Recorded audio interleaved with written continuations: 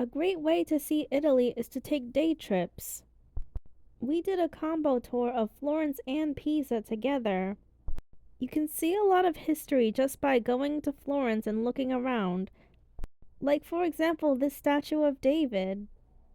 It was really busy during this time because we went during Holy Week, actually.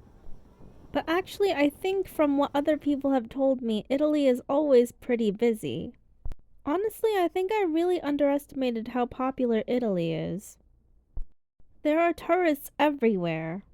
My boyfriend got some gelato here too. This is in Florence as well. I should mention it's really difficult to get photos in Florence. Most of my photos came out like this, where there's lots of people around as well. But I've heard online that you can beat the crowds if you wake up very early. But if you do a day trip, this isn't really exactly an option, but it's still worth visiting Florence. I still find day trips very convenient, but Italy especially is very busy. You can still capture the beauty with your eyes. Anyways, we also went to Pisa. Pisa is yet another place that is very crowded. There's not many places in Italy that aren't, actually. Also, did you know that the Leaning Tower does not always appear like it's leaning? It depends on what position you are from it. I tried to get a picture with it, but honestly, it's very crowded around that area, just like many other places in Italy. And behind the tower, they have another statue. Comment below if you know the name of this. Another day tour I highly recommend is to go to Tuscany. Honestly, Tuscany is one of my favorites.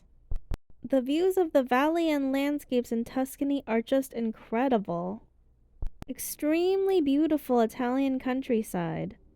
And the good news is, Tuscany is not incredibly busy. One of the only places you can beat crowds because there really aren't many. We also went to a winery. This winery in Tuscany is so beautiful. The wine cellar is really nice to visit, and we learned a lot about how they made wine.